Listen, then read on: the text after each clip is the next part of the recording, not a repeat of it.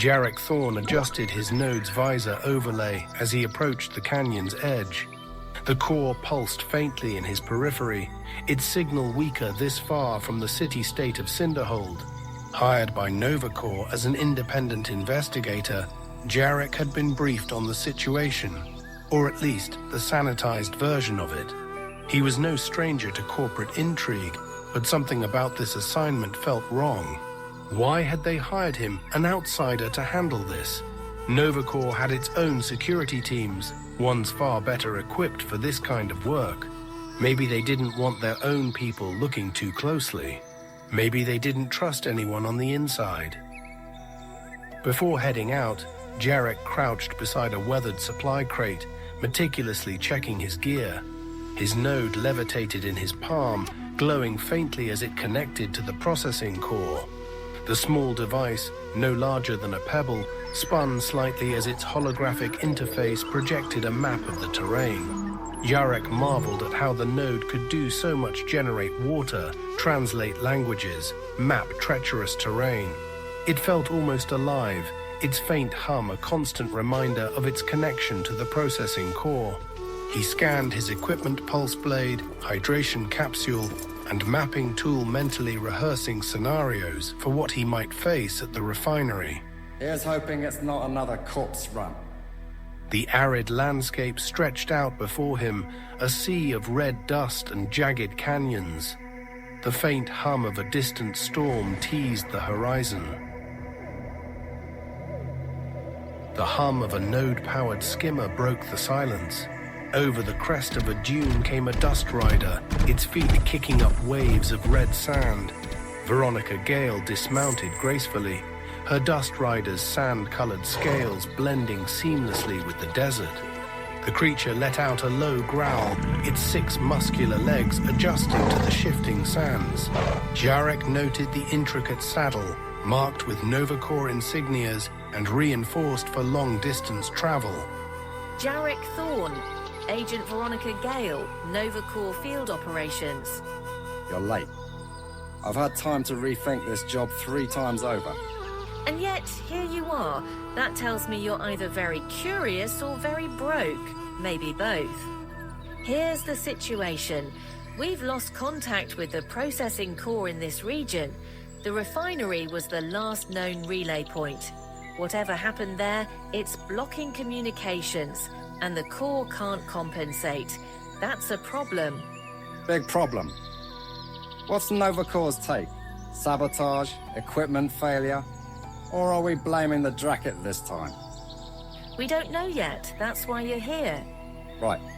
Because when a billion-credit operation goes silent, you call the local freelancer.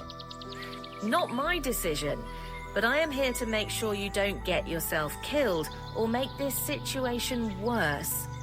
And what's your angle? You seem pretty well equipped for someone babysitting a freelancer. My angle is getting the core back online before half the city-states grind to a halt. That's all you need to know. Fine, what are we walking into? Best guess? Mercenary activity. We've had scattered reports of illegal crystal refinement in the area, and this region is a hotspot for rogue operators. But the gear they'd need to take over a site like this, that's not your average poacher. And the Drakith? They've been spotted near the refinery, but so far no attacks on the site itself. If they're provoked, though, they won't discriminate between mercenaries and us. So, angry mucks and angry lizards? Anything else? I've seen what happens to people who underestimate either. Let's hope I'm not underestimating you. The skimmer dropped Jarek near the refinery's perimeter, leaving him to face the increasingly hostile terrain alone. The wind had picked up, carrying the first waves of gritty red dust. Jarek crouched near a jagged rock formation, adjusting his scarf against the biting sand. That's when he noticed it. The body of a fallen mercenary, half buried in the sand. Kneeling down, he inspected the figure. The mercenary's armor bore the insignia of an unknown faction, sharp, angular lines etched into the chest plate. A coded communication device lay shattered nearby. He pocketed the device. You didn't die here for nothing. Let's see what you are hiding. A voice startled him. Careful where you tread, friend. Jarek spun, pulse blade ready, to see a rugged Scorvyn leaning casually against a rock. His deep red skin was streaked with dust, and his eyes glinted with amusement. Jesus Christ, you scared me. Who are you? Don't see many NovaCore lackeys this far out. He looks like he's been dead for a while. Name's Razak. This looks like a mercenary to me, not NovaCore personnel. My name's Jarek. I've been sent out here to investigate reports near Cimderhall Refinery. Let's just say I've seen what happens when people mess with things they don't understand. You're heading into a hornet's nest. Whatever you're after, it's not worth it. Jarek narrowed his eyes. Is that a threat? Did you have something to do with his death? Just a friendly warning.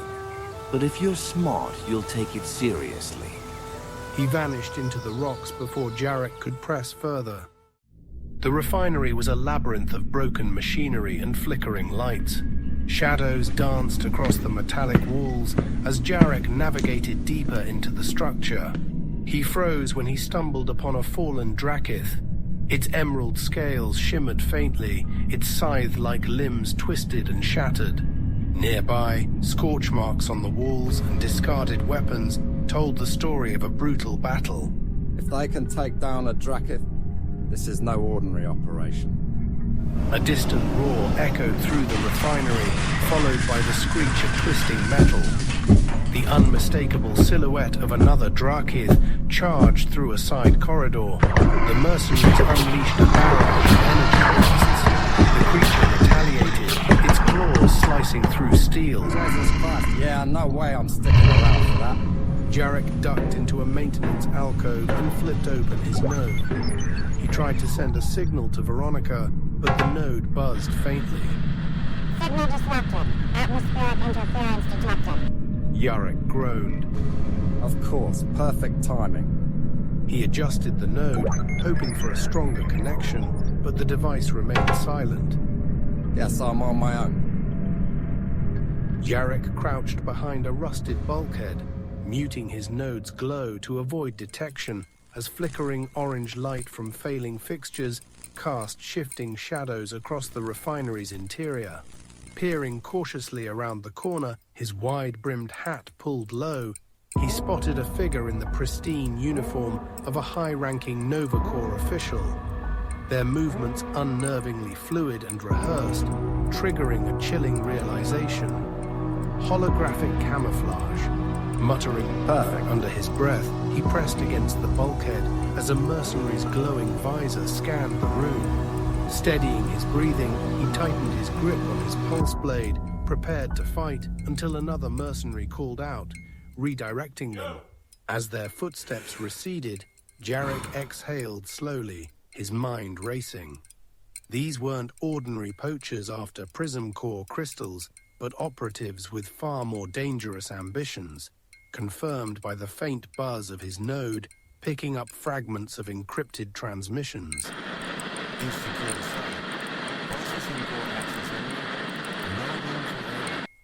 Jarek clenched his jaw, realizing the stakes. As the mercenaries moved to another section of the refinery, Jarek silently slipped deeper into the shadows, the refinery's oppressive secrets looming over him like a sleeping beast. For now, he remained in the shadows. Outside, the storm raged, its howling winds drowning out the faint hum of mercenary equipment. Jarek hunkered down in a hidden alcove. Wait for the storm to pass. Then, it's back to Cimderhall.